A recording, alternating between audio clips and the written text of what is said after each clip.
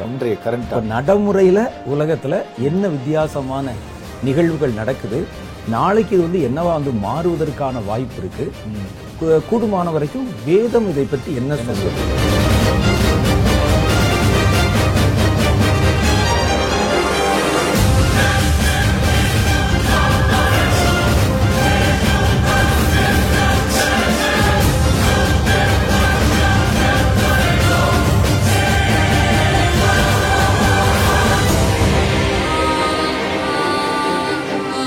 இன்னைக்கு மனிதர்களுடைய மனநிலையில வந்து நிறைய ஒரு குழப்பமான, அதுலது பல கேள்விகளால நிறைந்த ஒரு மனநிலை வந்து இன்னைக்கு எல்லாருக்குள்ள இருக்குது. பல மாற்றங்களுக்கு உண்டான பதில் தெரியல நமக்கு.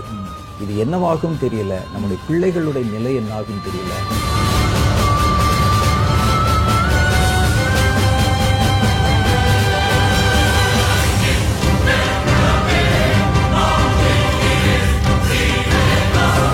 இன்னைக்கு வாழ்க்கையில மேல்தட்டில் இருக்கிறவங்களும் சரி, நடுத்தட்டு கீழ்த்தட்டு மூணுல இருக்கிறவங்களுமே எந்த ஒரு சின்ன காரியத்துக்கும் போராட வேண்டிய ஒரு சூழ்நிலை.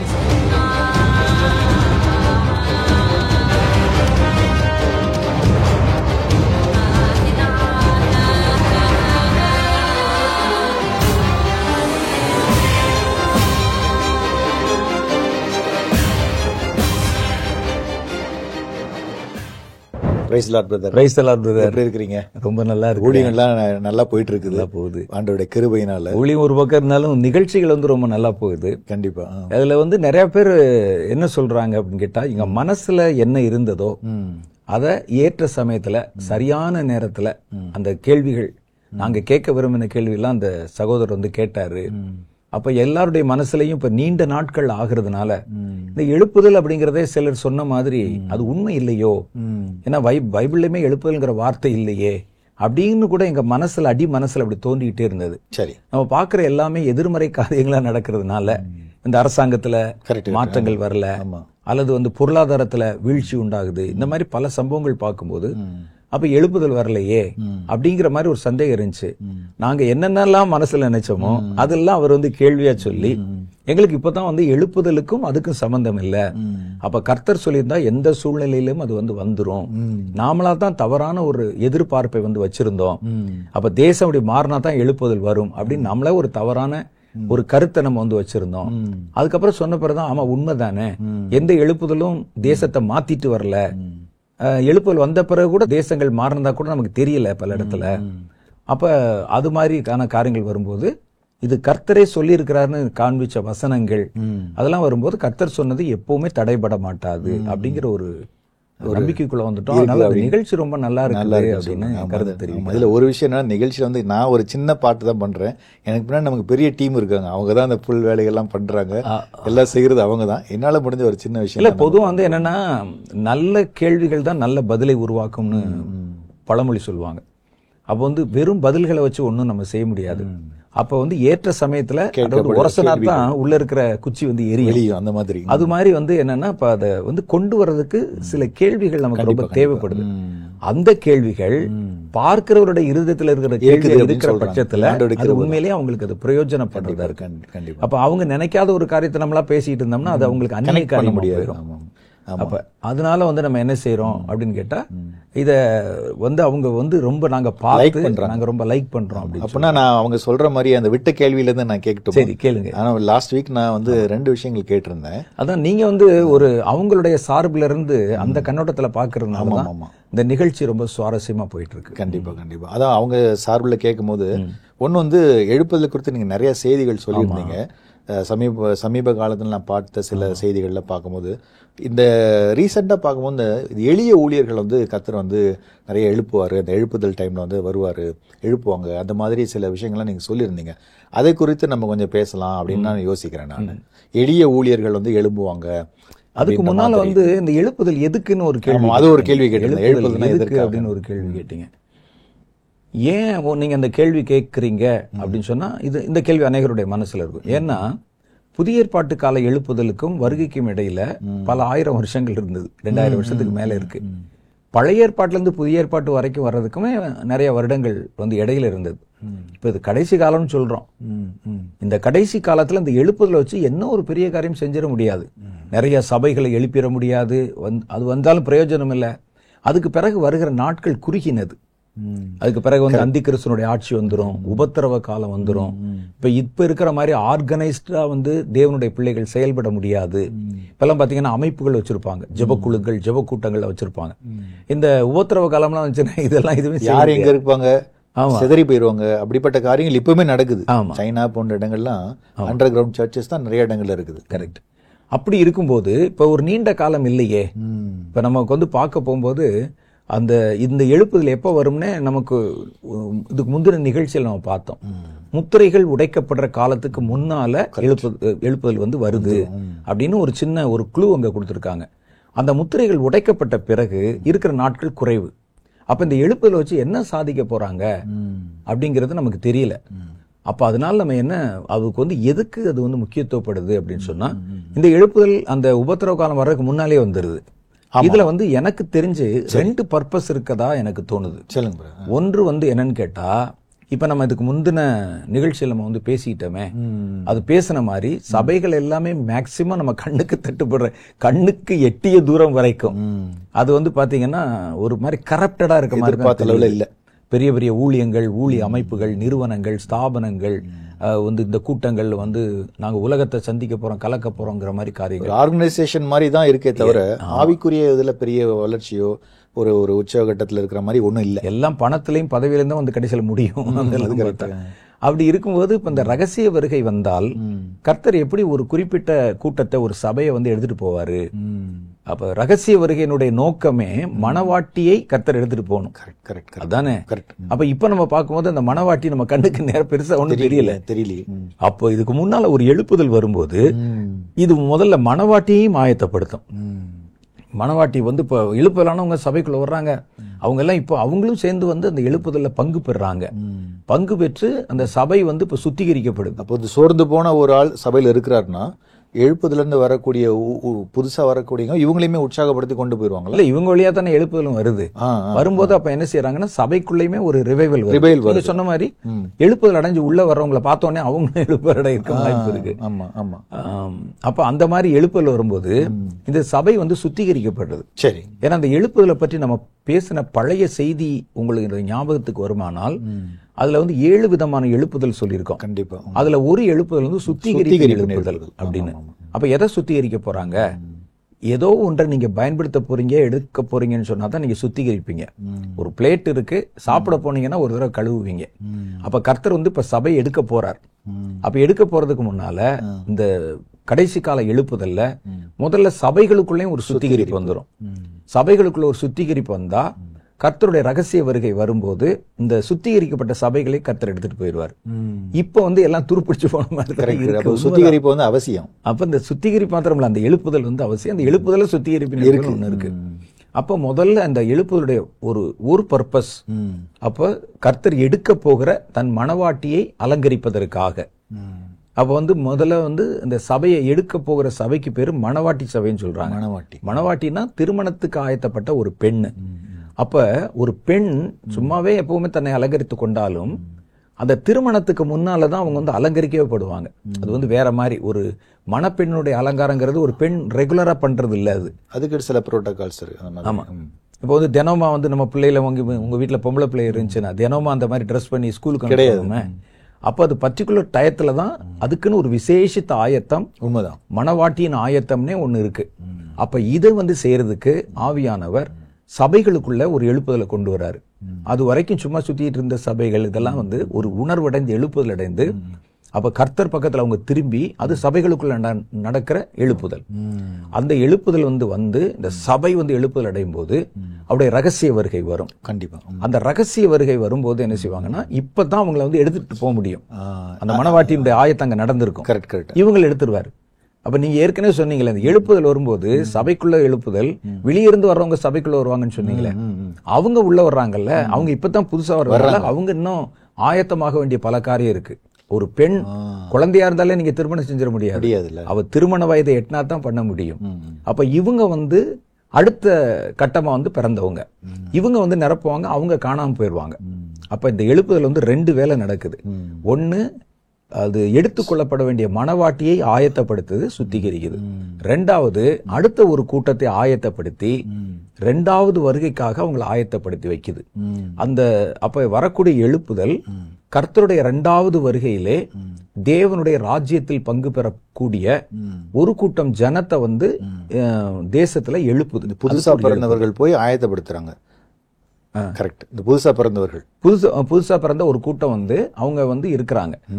அப்ப இவங்களுக்கும் அந்த எழுப்புதல் வந்து அவங்களுக்கு இந்த எழுப்புதல் 2 விதமான வேலை செய்யுது. ஏற்கனவே இருந்த பழைய சபைக்கு அதை வந்து அலங்காரம் பண்ணி அவங்கள மனவாட்டியை ஆயத்தப்படுத்தி ஒரு உயிர் கொடுக்கிற மாதிரி, புதுசா இருக்கவங்கள இனி வரக்கூடிய காலத்தை எதிர்த்து தங்களுடைய விசுவாசத்தை காத்துக்கொள்ற மாதிரி இவங்களை பலப்படுத்துது. 2 வேலைகள். ஆமா, அவங்க வந்து போயிடுறாங்க. இனி வந்து இது வந்த உடனே அடுத்தவங்க சந்திக்க போறது வந்து அந்தி கிறிஸ்துவனுடைய ஆட்சி, உபத்திரவ காலம், 7 வருடங்கள், யுத்தங்கள், அப்புறம் வந்து பல காரியங்கள் இருக்கு. அது வசனத்திலே நிறைய விஷயம் இருக்கு. அப்ப இதுக்கு நடுவுல இந்த கூட்டம் இருப்பாங்க. இவர்கள் கைவிடப்பட்டவர்கள் இல்ல, கிடையாது. தேவனால 2வது முறை அவர் திரும்பி வர்றாருல, அந்த திரும்பி வரும்போது தன்னிடத்தில் சேர்த்துக் கொள்வதற்கு ஒரு கூட்டத்தை வச்சிருப்பாரு. அப்ப வந்து மொத்தமா 3 கூட்டம் இருக்கும் இந்த கடைசி காலத்துல. ஒன்னு வந்து எடுத்துக்கொள்ளப்படுகிறவர்கள், அவங்களை ஆயத்தப்படுத்துறதும் இந்த எழுப்புதலுடைய ஒரு நோக்கம். அது அவங்ககிட்ட அப்படி கிரியை செய்யும். அப்படி ஆயத்தப்படும் போதுமே அந்த ஆயத்தத்துக்கு தங்களை ஒப்பு கொடுக்காம சபையில ஒரு குரூப் இருக்கும். ஏதாவது இந்த மாதிரி வெட்டி கதை பேசிக்கிட்டு அப்படி இப்படின்னு பேசிட்டு ஒரு கூட்டம் இருப்பான். அவனுக்கு பேர் தான் கைவிடப்பட்டவன். கரெக்ட். இன்னொரு கூட்டம் வந்து கர்த்தருக்குள்ள எழுப்பப்படுவாங்க. அவங்க அப்பதான் புதிதாய் பிறந்து வந்ததுனால அவங்கள மனவாட்டி கிடையாது. ஒரு குழந்தை பிறந்தோடனே கல்யாணம் பண்ணி வச்சிருவோம், குழந்தை திருமணம் ஆயிருமே அது. அப்ப அதனால இவங்க வந்து இருப்பாங்க. இவங்க எதுக்கு இருக்கிறாங்க? இவங்க வந்து கைவிடப்பட்டவர்கள் இல்ல, ஆனா அந்த ரகசிய வரிகளை போக மாட்டாங்க. அப்ப இருக்கிற இந்த கூட்டம் இந்த 7 வருஷத்தை தாண்டி வரணும். 7 years அவன் போடுற சட்டம், அவன் போடுற இதெல்லாம் தாண்டி ஒரு கூட்டம் வந்து இயேசு கிறிஸ்து வருகைக்காக காத்திருக்கும். இந்த முதல்ல போனவங்க மணவாளனுக்கு காத்திருப்பாங்க, இவங்க தங்கள் ராஜாவுக்காக காத்திருப்பாங்க. இவர் இப்ப வந்து இவங்களை வந்து மணவாட்டியா இல்ல ஏற்க போறது இல்ல. யார? இந்த எழுப்புல இருக்கிறவங்கள. இவங்க வந்து தங்கள் ராஜாவை எதிர்பார்ப்பாங்க. அந்த முன்னால இந்த சபையார் வந்து மணவாளனை எதிர்பார்ப்பாங்க. 2 பேரை ஆயத்தப்படுத்துறதுக்கும் வர்றதுக்கு பேர் தான் இந்த எழுப்புதல். 2 ஆயத்தங்கள் நடக்குது. அப்ப இது எங்க வந்து வசனத்தில் இருக்கா? ஏன்னா கர்த்தருடைய வருகை வரும், ரகசிய வருகை வரைக்கும் சிலர் நம்புவாங்க, ஒத்துக்குருவாங்க. ரகசிய வருகையில வந்து 2 குரூப் தான் இருக்குன்னு நம்ம வந்து நினைச்சிட்டு இருப்போம். என்ன 2 குரூப்னு கேட்டா, ஒன்று வந்து எடுத்துக்கொள்ளப்படும், ஒருவர் எடுத்துக்கொள்ளப்படுவார், ஒருவர் கைவிடப்படுவார். அப்படித்தானே போட்டிருக்கு. 3வது ஒரு கூட்டம் நீங்க புதுசா சொல்றீங்களே, அப்ப அதை பத்தி எதுவுமே எழுதலையேன்னு சொல்லுவாங்க. எழுதி இருக்கு. எங்க எழுதி இருக்குன்னு சொன்னா, மத்தேயு சுவிசேஷம் 24வது அதிகாரத்துல இயேசு கிறிஸ்து தன்னுடைய 2வது வருகையை பற்றி பேசுறாரு. வந்து அதுல வந்து என்ன நடக்கும், அவர் வந்து இப்போ வர்றது வந்து ராஜாவா வர்றாரு. செகண்ட் டைம் ராஜாவா. இது வந்து ரகசிய வருகை பற்றி சொல்லல. இப்போ அவர் வந்து ராஜாவாக இந்த உலகத்துக்கு வரப்போறார். அப்படி அவர் வந்து வரப்போற நேரத்துல ஒரு பெரிய சம்பவம் நடக்கும். சரி. வானத்துல வந்து ராஜா வரும்போது மத்தேயு 24வது அதிகாரம் 28 இருந்து 31 வரைக்கும் உண்டான வசனம். சரி சரி சரி. அது வந்து நமக்கு ஸ்டெப் பை ஸ்டெப்பா சொல்லப்பட்டிருக்கு. அப்போ வந்து மத்திய வானத்துல அவருடைய அந்த வருகை பிரசன்னம் காணப்படும். அப்போ தேவ தூதர்கள் அவரோட கூட வருவாங்க. அந்த தேவ தூதர்கள் எல்லா திசைகளுக்கும் அனுப்பப்பட்டு கர்த்தரால் தெரிந்து கொள்ளப்பட்டவர்களை கூட்டி சேர்ப்பாங்க அப்படின்னு வசனம் இருக்கு. அப்ப இது வந்து ரகசிய வருகை இல்ல, 2ஆம் வருகை. ரகசிய வருகை பிறகு வர்றதுதான் 2வது வருகை. அப்ப இந்த 2வது வருகையில கர்த்தரால் தெரிந்து கொள்ளப்பட்டவங்க இருப்பாங்கன்னு சொன்னா அவங்க எப்படி கைவிடப்பட்டவங்களா இருப்பாங்க? கைவிடப்பட்டவங்களா இருக்க முடியாது. அப்ப அவங்க இல்ல. இது அப்ப இன்னொரு குரூப் இருக்காங்க. அப்ப இந்த குரூப்பை கர்த்தர் வந்து எழுப்புறதுக்காக அவர் வந்து அனுப்புற இது பேர் தான் எழுப்புதல் அப்படின்னு நம்ம சொல்றோம். இந்த எழுப்புதல பிறக்கிறவங்க அவருடைய வருகையில காத்திருப்பாங்க. அப்ப இவங்க வந்து யாருக்காக காத்திருக்காங்கன்னா ராஜாவுக்காக காத்திருக்காங்க. ராஜாவு காத்திருக்கும் போது இந்த வசனத்தை எடுத்து படிச்சு பார்த்து 24 தானே? ஆமா, மத்திய 24 தான் முழுசா வந்து அந்த கடைசி காலத்தினுடைய நிகழ்வுகள் முழுசுமே வந்து சொல்ல போட்டிருக்காங்க. சீக்வன்ஸ். அதுல இந்த கர்த்தருடைய வருகை பற்றி சொல்லும்போது நம்ம நினைக்கிற மாதிரி உடனே வந்து இறங்கின உடனே அப்படியெல்லாம் நடக்காது. அது வந்து ஸ்டெப் பை ஸ்டெப்பா சொல்லப்பட்டிருக்கு பாருங்க. அந்நாட்களில் 29வது வசனம் 29. ஓகே. உபத்திரவம் முடிந்த உடனே, அப்படின்னா உபத்திரவ காலம் முடிஞ்ச உடனே 7 வருஷத்துக்கு பிறகு சூரியன் அந்தகாரப்படும். முதல் அடையாளம். சூரியன் வந்து லைட்டு போயிரும். சந்திரன் ஒளியை கொடாது இருக்கும். ஆமா. சூரியன் போச்சுனா தான் சந்திரனும் போயிருமே. இது வந்து அதனுடைய ஒளியை தான் அது பிரதிபலிக்குது. அடுத்து வந்து நட்சத்திரங்கள் வானத்திலிருந்து விழும், வானத்தின் சத்துவங்கள் அசைக்கப்படும். 30வது வசனத்துல தான் இந்த நிகழ்வு சொல்றாரு. அப்பொழுது மனுஷகுமாரனுடைய அடையாளம் வானத்தில் காணப்படும். அப்போ ஒருவேளை அது சிலுவை அடையாளமா இருக்கலாம். ஏன்னா அவருடைய இயேசுவை குறிக்கிற அடையாளம் வந்து சிலுவை அடையாளம் தான். அவருடைய மனுஷகுமாரனுடைய அடையாளம் வானத்தில் காணப்படும். அப்பொழுது மனுஷகுமாரன் வல்லமையோடும் மிகுந்த மகிமையோடும் வானத்தின் மேகங்கள் மேல் வருகிறதை பூமியின் சகல கோத்திரத்தாரும் கண்டு புலம்புவார்கள். அப்ப இது ரகசிய வருகை இல்ல, எல்லாரும் பார்ப்பாங்க. அப்ப அந்த கைவிடப்பட்டவர்கள் தான் கடைசியா புலம்புறது. இல்ல இல்ல, எல்லாரும் பொது ஜனங்கள், எல்லா பொது ஜனங்கள், கைவிடப்பட்டவன் எல்லாருமே உபத்திரவப்படுத்தின எல்லாருமே புலம்புவாங்க. அப்ப வந்து எல்லாரும் வந்து அதை கண்டு வந்து புலம்புவாங்க. அப்படின்னா இது ரகசிய வருகையா இருக்க முடியாதுல்ல, பகிரங்கமா எல்லாரும் பாக்குறாங்கல்ல. அப்ப அந்த பகிரங்க வருகை. அப்ப என்ன நடக்குது? வலுவாய் துனிக்கும் எக்கால சத்தத்தோட அவர் தமது தூதர்களை அனுப்புவார். அவங்க ஒரு ட்ரம்பட் சத்தம் அப்படி வந்து ஒலிச்சுக்கிட்டே போறாங்க. தமது தூதர்களை அனுப்புவார்.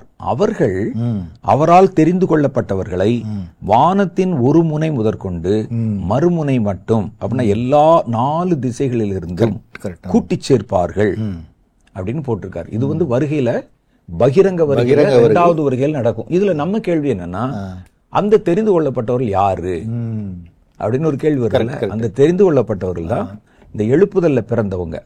இந்த எழுப்புதல்ல 2 நடக்குது. மணவாட்டியின் ஆயத்தமும் இந்த வருகை 2வது வருகை எதிர்பார்க்கிற ஜனங்களுடைய பிறப்பும் நடக்குது, மறுபிறப்பும் நடக்குது.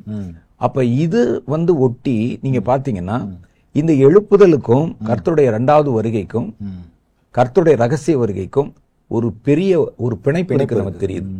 அப்ப இந்த எழுப்புதல் வந்தா தான் அது 2மே சாத்தியம். ஒண்ணு மணவாட்டி ஆயத்தமாகணும். அப்ப இப்ப இருக்க நிலை நமக்கே தெரியும், இந்த மணவாட்டி வந்து ஆயத்தம் இல்ல, துருப்பிடிச்சு போன மாதிரி எல்லாமே இருக்கு. அப்ப ஒரு ஒரு அபிஷேகம் வந்து இவங்களெல்லாம் சுத்திகரிச்சு இவங்களுக்குள்ள ஒரு எழுப்புதலை கொடுத்து தேவனுடைய வார்த்தை மேல ஒரு நம்பிக்கையை வர வச்சு இவங்களை கர்த்தரை தெய்வமா இருந்தா தேவனோட புறப்பட அவங்க தயாரா இருக்கணும். அதுக்கு ஒரு ஆயத்தம் வருது இல்ல. இப்ப வந்து எகிப்தில் இருக்கிற ஜனங்கள் விடுவிக்கப்பட்ட போது தேவனோட புறப்பட ஆயத்தமானாங்க. கரெக்ட். ஆனாங்கல்ல, வந்தோடனே அப்புறம் அவர் முன்னால் நடக்கிறாரு, இவங்க எல்லாம் பின்னால ஃபாலோ பண்ணி போறாங்க. அதே மாதிரி அப்ப அந்த கர்த்தர் போறதுக்கு முன்னால இவங்களை வந்து ஆயத்தப்படுத்துறது எழுப்புதலுடைய ஒரு பணி. 2வது பணி, 2வது வருகையில வரப்போகும்போது அவருடைய வருகையை எதிர்நோக்க காத்திருக்கிற கர்த்தரால் தெரிந்து கொள்ளப்பட்ட ஒரு கூட்டம், அவங்களை பிறப்பிக்கிறதுக்கும் இந்த எழுப்புதல் வருது.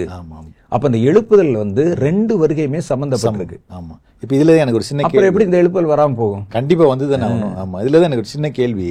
இப்ப நம்ம இவ்வளவு தெளிவா பேசும்போது, டீட்டெயிலா சொல்லும் போது, இப்ப எழுப்புதல் இருக்கு, எழுப்புதல தான் ரகசிய வருகைக்கு தொடர்பு இருக்கு, பகிரங்க வருகைக்கும் எழுப்புதல தொடர்பு இருக்கு. இது சத்துருவுக்கும் தெரியும்.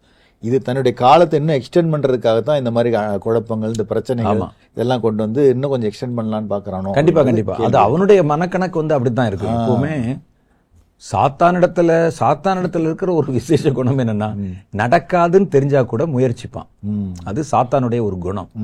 நடக்காதுன்னு தெரியும். இயேசு கிறிஸ்து வந்து விழ வைக்க முடியுமா? முடியாது. அவர் தான் வசனமே அவர் தான். வசனத்துல இதுல போட்டிருக்கு, ஆதியிலே வார்த்தை இருந்தது, அது தேவனிடத்துல இருந்து தேவன. அவர்கிட்ட போய் யாராவது வசனம் பேசுவானா? முடியாது. கொல்லந்தோட ஊசி விக்கிற மாதிரி.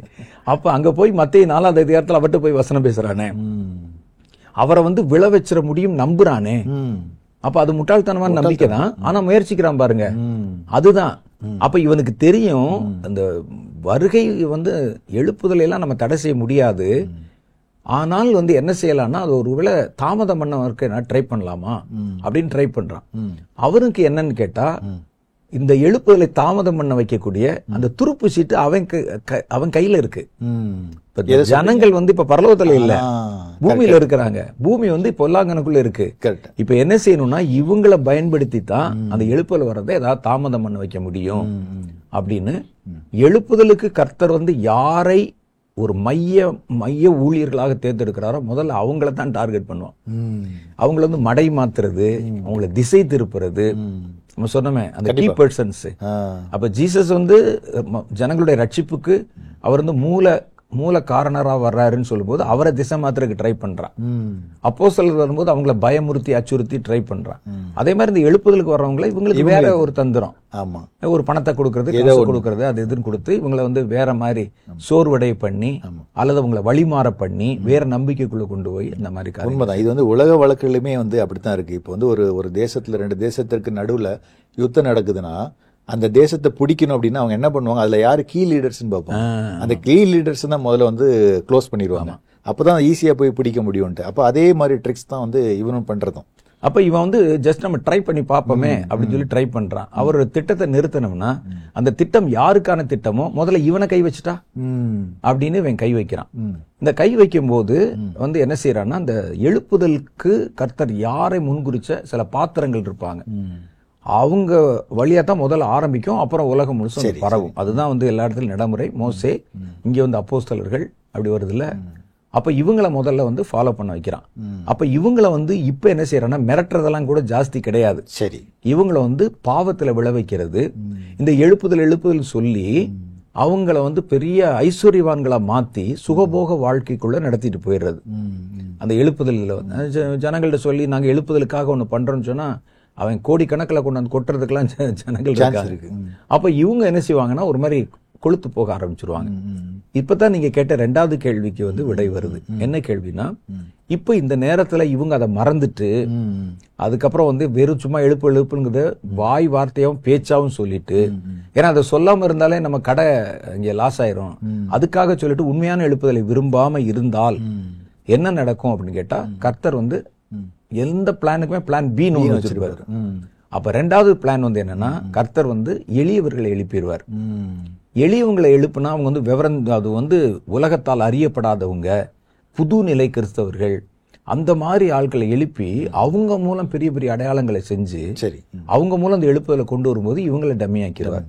அதுல 2 காரியம் இருக்கும். சொல்லுங்க, என்னன்னு கேட்டா, இப்ப வந்து நம்ம வீட்டுல ஒரு குழந்தை இருக்கு, சாப்பிட மாட்டேங்குது, அல்லது ரொம்ப அடம் பிடிக்குது, வேண்டான்னு சொல்லுது. அப்ப என்ன செய்வாங்கன்னா, பக்கத்து வீட்டு குழந்தைக்கு ஊட்டுற மாதிரி ஊட்டினா இது சாப்பிட ஆரம்பிச்சிடும்.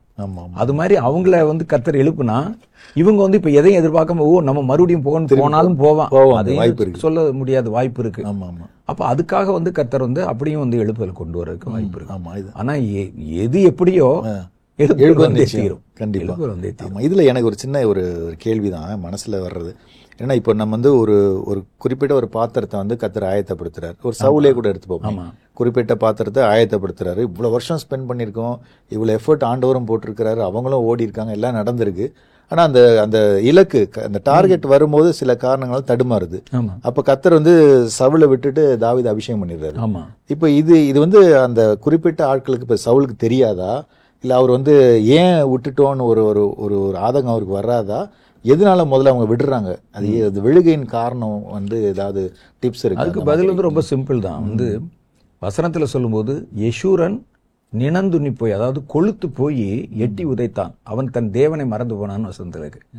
அப்போ வந்து நமக்கு வந்து ஒரு செழிப்பு, இப்ப இந்த செழிப்பின் உபதேசத்தை ஏன் பிரபலப்படுத்துறாங்கன்னு கேட்டா, ஆட்டோமேட்டிக்கா செழிப்பு வந்தா தேவன் மேல இருக்கிற அந்த இது வந்து குறைஞ்சிரும் நமக்கு. ஏன்னா நமக்கு அப்புறம் இருக்கக்கூடிய பணத்தை மெயின்டைன் பண்ண அப்படி இப்படின்னு வரும். அப்ப ஒன்று வந்து இவங்க வந்து எங்க போறாங்க, இப்ப நீங்க வந்து சவுல நீங்க கேட்டீங்கல்ல, சரி, சவுல வந்து நீங்க முதல் சீன்ல பார்க்கும்போது இந்த தாழ்மை ராஜாவான பிறகு இருக்காது. முதல்ல ஒரு என்னமோ ஒரு மாட்டை தேடிட்டு வர்றாரு, அவங்க வீட்டுல காணாம போன மிருகங்களை தேடிட்டு வர்றாரு, எப்படி கேட்டுட்டு வர்றாரு, ஒரு 10ஓட 11 வந்து நிக்கிறாரு. ராஜாவான பிறகு வேற மாதிரி மாறுறாரு, வேறு மனுஷன் ஆனா அந்த மாதிரி வேற ஆள் ஆகுறாரு. அப்புறம் மேட்டிமைக்குள்ள வந்துடுறாரு. அந்த உயர்த்தப்படும் போது அந்த இதை நம்ம வந்து காப்பாத்திக்கிறோம்ல, நம்ம கேரக்டரை, அதுதான் நம்முடைய வெற்றியின் ரகசியம். அப்ப கர்த்தர் என்ன செய்வார்னா, அந்த மாதிரி சம்பவங்கள் நடக்கும் போது அவர் வந்து அடுத்தடுத்து ஆள் வச்சிருப்பார். எப்பவுமே வந்து கர்த்தர் வந்து மனுஷனை முழுசா நம்பவே மாட்டார். நாசில சுவாசம் உள்ள மனுஷனை வந்து அவர் நம்புறது இல்லைன்னு வசனத்துல இருக்கு. அவர் என்ன செய்வார்னா, இவனுக்கு கொடுத்து பார்ப்போம், இல்லாட்டினா அதுக்காக வந்து அவர் இடிஞ்சு போய் உட்காருவாரு. இன்னைக்கு நான் இல்லைன்னா இன்னொருத்தர், அப்படி அந்த மாதிரி வச்சிருப்பார். அப்ப என்ன செய்வாங்கன்னா, அந்த மாதிரி வந்த உடனே கர்த்தர் வந்து அந்த இடத்துல ரீப்ளேஸ் பண்ணிடுவார். இதை நம்ம சுருக்கமா சொல்லணும்னா, மனிதர்கள் மாறலாம், திட்டம் மாறாது. பொதுவா இது ஆபீஸ்லயுமே கூட இப்படித்தான். பெரிய பெரிய பொறுப்புல இருக்கும் போது என்ன பண்ணுவாங்க, பெரிய பெரிய ப்ராஜெக்ட் வரும், ப்ராஜெக்ட் வரும்போது ஆட்கள் சரியில்லை, டக்குன்னு அந்த ஆட்களை தூக்கிட்டு அடுத்து போயிடுவாங்க. அந்த ப்ராஜெக்ட் வந்து போயிட்டே இருக்கும். ஆமா அதே தான் இப்ப பண்ண சவுல் வந்து ஆண்டவர் கொடுக்குறாரு. அவர் வந்து சில காரணங்களால அதை விழுந்து போகும்போது தாவீதுக்கு போறாரு. இப்ப எனக்கு இன்னொரு கேள்வி அங்க என்ன வருதுன்னா, சவுல் தான் விழுந்து போயிட்டாரு, ஆனா தாவீது கடைசி வரைக்கும் அவர் வந்து ஒரு அந்த காரியங்களை நிறைவேற்றுறாரு, நிக்கிறாரு. இப்படி சில குணங்களும் வருது. ஒரே உள்ளவங்க இருப்பாங்க. அப்படி ஒருத்தருமே இல்லைன்னா இப்ப எந்த திட்டமே நடக்காது இல்ல. இப்ப ஒரு ஆளை கர்த்தர் எழுப்பும் போது அவன் அந்த சூழ்நிலை வரும்போது நமக்கு அதுல வந்து மேல போக முடியாதபடிக்கு சில கண்ணிகள் வரும். இப்ப எல்லா இடத்துலயுமே என்ன கண்ணி வரும்னா, நம்ம வந்து முக்கியமா நம்ம வந்து அதுல பாதுகாப்பா இருக்க வேண்டிய கண்ணிகள் அப்படின்னு சொன்னா, சவுல் மேக்சிமம் கெட்டு போனதுக்கு காரணம் வந்து அந்த ஜனங்கள் தான் கூட இருக்கவங்க ஜனங்கள் தான் பொது ஜனங்கள் தான் காரணம். இன்னைக்கு நிறைய ஊழியர்கள் கெட்டு போறதுக்கும் ஜனங்கள் தான் காரணம். அந்த ஜனங்கள் வரும்போது மாத்திரம் அந்த மெயின்டைன் பண்றது கரெக்டா நீங்க வச்சுட்டீங்க. எப்படி ஜனங்கள் காரணம்னா, அவர் செய்த தவறு எங்க வருதுன்னு கேட்டா, ஒரு ஆசாரியன் செய்ய வேண்டிய வேலையை இவர் செய்ய ஆரம்பிச்சிடறாரு. அதுலதான் அந்த சாமுவேல் இடத்துல ஆண்டவர் கோபமா பேசுறாரு. அவங்க வந்து பலி செலுத்தணும், சரி பலி செலுத்தணும், சர்வாங்க தகன பலி செலுத்தணும், அதுக்காக காத்திருக்கிறாங்க. இவர் போய் அப்பதான் அந்த இது வந்து ஜெயிச்சுட்டு வந்திருக்காரு. அப்ப கர்த்தர் வந்து அந்த பெலிஸ்தே தேசம் அந்த மற்ற தேசங்கள்ல வந்து போகும்போது அங்க இருக்கிற எந்த ஜீவனையும் நீ உயிரோட விட்டு வைக்க வேணாம்னு சொல்றாங்க. இவர் என்ன செய்யறாருன்னா, அதெல்லாம் வந்து அதுல நல்லதை மாத்திரம் எடுத்து கொண்டாந்துறாரு, ஆடு மாடுகளை. சரி, அப்புறம் வந்து நாங்க வந்து இந்த இடத்துல இருக்கிறோம், நீங்க வந்துருங்க, தேவன் வந்து பெரிய வெற்றியை கொடுத்ததுனால நம்ம வந்து அதை தேவனுக்கு நன்றி செலுத்தணும், அதுக்கு பலி ஏற்பாடு செஞ்சு வச்சிருக்கிறாரு. பலி ஏற்பாடு செஞ்சு வச்சிருக்கும் போது இவர் வர்றாரு, சாமுவேல் வர்றாரு, கொஞ்சம் லேட் ஆகுது. அதுக்குள்ள இவர் என்ன செய்யறாரு, இவரே பலி கொடுத்துறாரு. அது செய்யக்கூடாது. நியாய பிரமாணத்தின்படி, சட்டத்தின்படி ஆசாரியன் தான் அந்த வேலையை செய்யணும். யார் என்ன செய்யணும் அவங்க தான் செய்யணும். இவன் ஏன் செய்தார் இவரு அப்படின்னு கேட்டா, இந்த ஜனங்கள் வந்து சவுலும் தீர்க்கதரிசிகள் ஒருவரோன்னு சொல்லி சொல்லி புகழ்ந்தான்ல. சரி சரி சரி, அந்த வார்த்தை கேட்க கேட்க அவர் மனசுல அடி மனசுலயே நம்மளும் ஒரு தீர்க்கதரிசி தான், சாமுவேல் எப்படி தீர்க்கதரிசியோ நம்மளும் தீர்க்கதரிசி தான், அவர் வெறும் தீர்க்கதரிசி, நான் தீர்க்கதரிசி பிளஸ் ராஜா, அவரோட ஒரு படி மேல அப்படின்னு. அப்ப இந்த மனிதர்களுடைய சகவாசம் இருக்கு பாருங்க, அதை மாத்திரம் உங்களுக்கு மெயின்டைன் பண்ண தெரிஞ்சுன்னா போதும், புகழ்ச்சி பண்ணியே நம்மளை காலி ஆக்கிடுவான் அதுல. அப்ப இவங்க வந்து அவர் ஒண்ணும் பெருசாலாம் செய்யல. தாவீதையும் அப்படி செய்ய வர்றாங்க. சவுல் கொன்றது 1000, தாவீது கொன்றது 10,000 அப்படின்னு சொல்றாங்க. அப்ப சொல்லி இந்த ஜனங்கள் தான் கெடுப்பாங்க எப்பவுமே ஃபர்ஸ்ட். அப்ப சவுலுக்கு வச்ச அதே கண்ணி தான் தாவீதுக்கு வைக்கிறாங்க. கர்த்தர் என்ன செய்யறாருன்னா, இது அவன் மனசுல பற்றக்கூடாது, அவன் மனசுல பட்டதுனாலதான் அவன் அப்படி போயிட்டான்னு சொல்லி உடனே தாவீதை வந்து துரத்த ஆரம்பிச்சிடறாரு. அப்ப இவருக்கு வந்து அந்த புகழ்ச்சி இதெல்லாம் எதுவுமே மனசுல கூட, உயிரை காப்பாத்தன்னு ஓட ஆரம்பிச்சிடாரு. அப்ப இது ஒரு காரியம். அப்ப மொத்தத்துல பாத்தீங்கன்னா ஜனங்கள் வந்து இந்த அழைப்புக்குரியவர்களை கடவுள் மாதிரியோ அல்லது அவங்க எல்லா பிரச்சனைக்கும் அவங்க அந்த தீர்வு மாதிரியோ இந்த ஊழியர்களை வந்து அவங்க வந்து ரொம்ப கொண்டாட ஆரம்பிக்கும் போது அதை வந்து சரியா அந்த ஊழியர்களால மெயின்டைன் பண்ண தெரியலைன்னா இவங்க வந்து அந்த அழைப்பிலிருந்து விழுந்துருவாங்க. அப்ப வந்து அவங்களுடைய பூர்வ இதெல்லாம் பாத்தீங்கன்னா, நான்லாம் சில ஊழியர்களை பத்தி நான் வந்து கேள்விப்பட்டிருக்கேன், வாசிச்சிருக்கிறேன். தன்னுடைய துவக்க காலத்துல ரொம்ப தியாகமா ஊழியம் செஞ்சவங்களா இருக்கிறாங்க. எதை பத்தி கவலைப்படாம வந்து கர்த்தருக்காக ஊழியம் செய்யணும்னு, ஒரு நல்ல உடை இருக்காது, ஒரு வாகனம் இருக்காது, கால்நடையாவே நடந்து போய் அந்த மாதிரி ஊழியம் செஞ்சவங்க எல்லாம் பார்த்திருக்கிறேன். பிரம்மாண்டமா இருக்கும் அவங்களுடைய அந்த தியாகங்கள் இதெல்லாம் பார்த்தா. அதே ஆட்களை கர்த்தர் கொஞ்சம் ஒரு நல்ல ஒரு நிலைமையில வச்சு பல பேருக்கு பயன்படுத்த ஆரம்பிக்கும் போது அப்படியே அது அப்படி டைவர்ட் ஆகி அவங்க அந்த ஜனங்களிடத்துல இருந்து எப்படி தற்பொழிவை பெறலாம், எதெல்லாம் சொல்லி அவங்ககிட்ட வந்து காணிக்க வசூல் பண்ணலாம், நம்முடைய வாழ்க்கை தரத்தை உயர்த்தி கொள்ளலாம் அப்படின்னு அந்த ஆதி பிரதிஷ்டை உடையுதுன்னு சொல்றோம்ல, அது மாதிரி உடைச்சிட்டு தங்களை பெரிய மில்லியனர் ஆக்கினவங்களை எல்லாம் நம்ம பார்த்திருக்கோம். அப்போ வந்து இந்த ஜனங்களையும் சரி பணத்தையும் சரி சரியா உங்களால கையாள தெரியலைன்னா அவங்க வந்து எந்த அழைப்பிலும் நிக்க மாட்டாங்க. ரெண்டு முக்கியமான விஷயம் சொல்றீங்க. ஒன்னு வந்து பீப்புள், ஆமா. ரெண்டாவது பொது ஜனங்கள் கூட இருக்கிறவங்க, அது ஒரு செட் பீப்புள். ரெண்டாவது மணினுமே பீப்புளால் தான், பீப்புள் தான் உள்ள போய் வெளி இறங்கி வந்து வேலை செய்ய போறாங்களா? இல்ல அவங்ககிட்ட காணிக்க வாங்குறாங்க. அப்ப இவங்க வந்து அவங்க வாட்டு கொடுத்துக்கிட்டே இருப்பாங்க. அது வந்து என்ன ஆச்சுன்னு கூட அவங்க வந்து யோசிக்க மாட்டாங்க. ஒரு ஸ்கீமை சொல்லி ஒரு திட்டத்தை சொல்லி நம்ம வந்து பல கோடிய பணத்தை வாங்குறோம், அது வந்து என்ன அவுட்புட் அதை யோசிக்க மாட்டாங்க, கொடுத்துக்கிட்டே இருப்பாங்க. அவர் எதையாவது வந்து மேடையில வந்து தேவையில்லாதெல்லாம் பேசிட்டு அந்த மாதிரிலாம் பண்ண ஆரம்பிப்பாரு. அப்ப அந்த மாதிரி வரும்போது என்ன செய்யணும், இந்த ஜனங்கள் தான் கொடுக்கிற விஷயத்துல இன்னைக்கு நிறைய கள்ள ஊழியர்கள் எழும்பியிருக்காங்கன்னு சொல்றோமே, கள்ள உபதேசம் பண்றாங்க, பல கலப்பான காரியங்களை பேசுறாங்கன்னு சொன்னா ஜனங்கள் கேட்கலைன்னா இவன் எப்படி பேசுவான்? கேட்கறாங்க. நான் இப்ப வந்து சொல்றேன், உடனே கைதட்டி ஆர்ப்பாட்டம் பண்ணி அதை வந்து ஏத்தி வச்சு அது கைதட்டுறதுக்கு ஒரு கூட்டம் பெருகிறாங்க. அவன் வந்து எதையுமே யோசிக்கிறதுக்கு திராணி இல்லாதவனா இருக்கிறான். ஒரு பலிபீடத்துல கர்த்தருக்கு விரோதமான காரியங்களை கொண்டு வந்து சினிமா பாட்டு அதை ஆராதனைன்னு சொல்றாங்க அப்படின்னு சொல்றத கூட உணர முடியாத ஜனங்கள் கூடும்போது, இந்த ஜனங்கள் தான் நமக்கு இருக்கிறாங்களே, எதை சொன்னாலும் கேட்கறதுக்கும் கைதட்டுறதுக்கும் விசில் அடிக்கிறதுக்குன்னு. அப்ப அவன் பாட்டுக்கு அங்க வந்து அப்படின்னா ஆரம்பத்துல வந்து ஜனங்கள் வந்து ரொம்ப ஜாக்கிரதையா இருக்கிறது ஒண்ணு. ரெண்டாவது, அந்த ஊழியருடைய அழைப்பு, அவர் இவ்வளவு நாள் கஷ்டப்பட்ட அந்த முயற்சி எல்லாமே வீணா போயிடும். ஆமா, அப்படிதான் நம்ம சவுலுடைய வாழ்க்கையில வந்து பாக்குறோம். ஆனா தாவீது வந்து அதுல ரொம்ப தெளிவா, நீங்க சொன்னது ரொம்ப தெளிவா இருக்கிறார் அதுல. இன்னொன்னு கூட நம்ம சொல்லலாம். இன்னொன்னு வந்து என்னன்னு கேட்டீங்கன்னா, முதல்ல ஜனங்கள் அவங்கள வந்து இது பண்றாங்க. இன்னொன்னு வந்து இந்த ஊழியர்கள் வந்து சில பிடிகளுக்குள்ள சிக்கிடுவாங்க. என்ன மாதிரி? ஒரு குறிப்பிட்ட அளவுக்கு மேல வளரும் போது அத இப்போ வந்து கர்த்தர் ஒரு காரியத்தை சொன்னா ஒரு காரியத்தை விட்டுட்டு அவங்களால வர முடியாது. ஓ, எதுலயும் ஒண்ணு லாக் ஆயிருக்காங்க. சில காரியங்களை வந்து லாக் ஆயிருவாங்க. ஓ, சரி சரி. அது ஒரு குறிப்பிட்ட அளவுக்கு மேல வரும்போது, அதுவும் கார்ப்பரேட் தனமான ஊழியங்கள் வரும்போது கண்டிப்பா லாக் ஆயிருவாங்க. அவங்களால அதை வந்து செய்ய முடியாது. கர்த்தர் வந்து இன்னைக்கு வந்து நீ இந்த வேலையை செய்யி, இங்க போ அப்படின்னு சொன்னா நம்ம டைரி எடுத்து பார்த்தா அதுல வந்து வேற ஒருத்தருக்கு தேதி கொடுத்துருப்போம். அதை வந்து ஒன்றும் பண்ண முடியாது. அவர் கேள்வி கேட்பாரு. அதை தூக்கி போடுறதுக்கு உங்களுக்கு அந்த கட்ஸ் வேணும். இப்ப நம்மளை பத்தி சொல்லும்போது சொல்லுவாங்க, நான் வந்து கேட்கும் போதே சொல்லிடுவேன், சரி நான் வர்றேன் இந்த நாள்ல ஃப்ரீயா, ஆனால் கர்த்தர் ஏதாவது சொன்னா வரமாட்டேன், நீ எதுக்கும் தயாரா இருக்குன்னு சொல்லித்தான் சொல்லுதான். உண்மைதான். அதனால சில இடத்துல வந்து பேசும்போதே சொல்லுவாங்க, பிரதர் வந்தா தான் நிச்சயம் அப்படின்னு சொல்லுவாங்க. ஏன்னா நமக்கு வந்து கர்த்தர் ஒன்னும் சொல்லல போ அப்படின்னு சொன்னா நம்ம போக போறோம், இல்ல வேண்டாம் அதை விட முக்கியமான ஒரு வேலை இருக்குன்னா இருக்க போறோம். அப்போ வந்து என்னன்னா சூழ்நிலைகள் நடத்தும். முதல்ல கர்த்தர் என்னை நடத்துவாரு, ரெண்டாவது வந்து நான் கொஞ்சமா அதுல விழுந்து அது மாறி மனிதர்கள் கையில போயிருவேன், மனிதர்கள் நம்மளை நடத்துவாங்க. மூணாவது வந்து என்ன செய்யும்னா சூழ்நிலைகள் என்னை நடத்தும், பணம் காசு நடத்தும். அப்படிங்கும்போது அந்த கர்த்தர் நடத்தினது இருக்குல்ல அது போயிடும், ப்ரையாரிட்டி மாறிடுது. ஆமா. அப்ப சிலருக்கு வந்து தேவன் பேசுறாருன்னு தெரிஞ்சா கூட அதை அவங்க செய்ய முடியாம இருக்கிறத பார்த்து நான் ஆச்சரியப்பட்டு, இது எப்படி அப்படின்னு, கர்த்தர் தான் சொல்றாரு, அப்ப எப்படி அவங்களால செய்ய முடியல அப்படின்னு கேட்டா, அதை விட பெருசா ஏதோ ஒண்ணு உங்களை பிடிச்சு வச்சிருக்கு. அப்படி இருக்கும்போது கர்த்தரால வந்து பயன்படுத்த முடியாது, கர்த்தர் வந்து பேச முடியாது.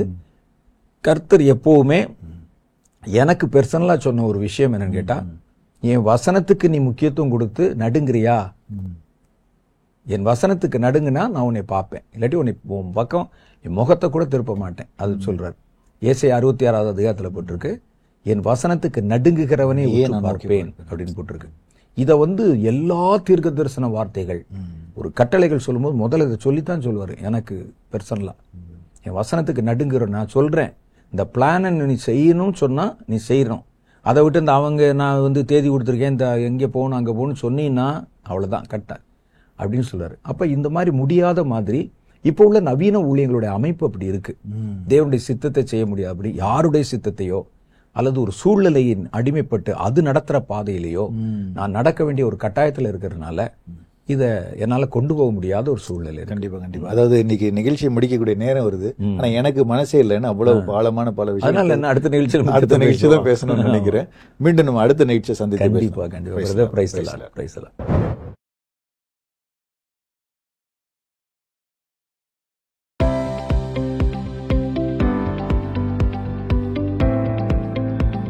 சகோதரர் வின்சென்ட் செலுப்மார் அவர்களுடைய செய்திகளை தொடர்ந்து கேட்கவும் பார்க்கவும் சகோதரர் வின்சென்ட் செலுப்மார் அவர்களின் யூடியூப் சேனலை சப்ஸ்கிரைப் செய்து கொண்டு பெல் ஐகானை கிளிக் செய்து கொள்ளுங்கள். வேதத்தின் காரியங்களை அறிந்து கொள்ளவும், கடைசி கால செய்திகளை பற்றி தெரிந்து கொள்ளவும் மற்றும் ஆவிக்குரிய வாழ்க்கையில் இன்னும் வளரவும் இந்த செய்திகள் உங்களுக்கு மிகவும் பிரயோஜனமாக இருக்கும். தொடர்ந்து இந்த யூடியூப் சேனலை பாருங்கள், மற்றவர்களுக்கும் தெரியப்படுத்துங்கள். கர்த்தர் உங்களை ஆசீர்வதிப்பாராக.